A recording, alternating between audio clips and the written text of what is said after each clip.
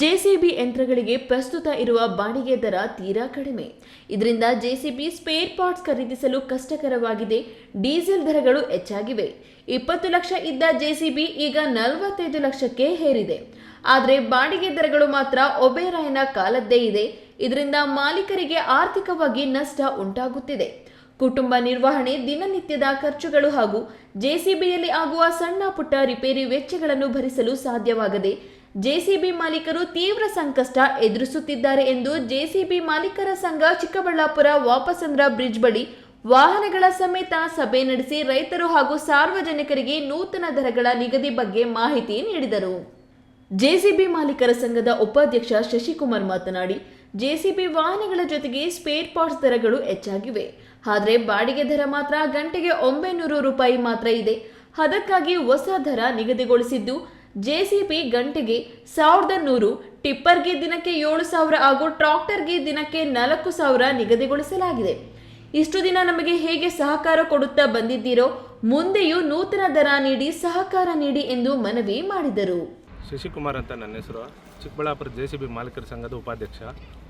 Sir, ಪ್ರಮುಖವಾಗಿ ನಮ್ಮ JCB ವಾಹನದ ರೇಟ್ ಹೆಚ್ಚಳ ಪ್ರಮುಖವಾಗಿ ಸರ್ 10-15 ವರ್ಷದಿಂದ ಸರ್ 10 ವರ್ಷದಿಂದ ಬರೀ 18 ಲಕ್ಷ ರೂಪಾಯಿ ಇದ್ದಿದ್ದ ಜೆಸಿಬಿ ಮಿಷಿನ್ ಈಗ 41.5 ಲಕ್ಷ ರೂಪಾಯಿ ಹೆಚ್ಚಳ ಮಾಡಿದ್ದಾರೆ ಸರ್.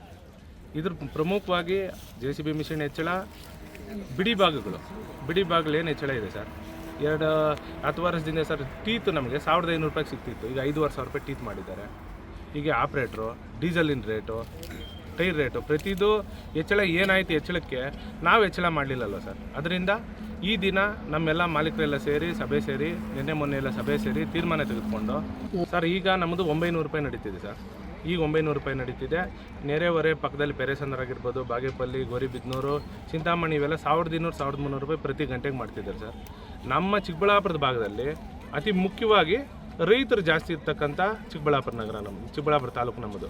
ನಮ್ಮ ಚಿಕ್ಕಬಳ್ಳಾಪುರ ತಾಲೂಕಿನಲ್ಲಿ ರೈತರು ಜಾಸ್ತಿ ಇರೋ ಕಾರಣದಿಂದ ಪಕ್ಕದ ತಾಲೂಕುಗಳಿಗಿಂತ 100 ರೂಪಾಯಿ ಕಡಿಮೆ ಇರಲಿ ಅಂತೇಳಿ 1200 ರೂಪಾಯಿ ದರವನ್ನು ನಿಗದಿ ಮಾಡ್ಕೊಂಡಿರ್ತೀವಿ ಸರ್ ನಾವು. ಜೆಸಿಬಿ ಮಾಲೀಕರ ಸಂಘವು ಮಾಲೀಕರ ಹಿತದೃಷ್ಟಿಯಿಂದ ಜೆಸಿಬಿ, ಟ್ರಾಕ್ಟರ್ ಹಾಗೂ ಟಿಪ್ಪರ್ಗಳ ಬಾಡಿಗೆ ದರವನ್ನು ಪರಿಷ್ಕರಿಸುವ ನಿರ್ಧಾರ ಕೈಗೊಂಡಿದ್ದು, ರೈತರು, ಸಾರ್ವಜನಿಕರು ಹಾಗೂ ಗುತ್ತಿಗೆದಾರರು ಸಹಕಾರ ನೀಡಬೇಕೆಂದು ಮನವಿ ಮಾಡಿದ್ರು.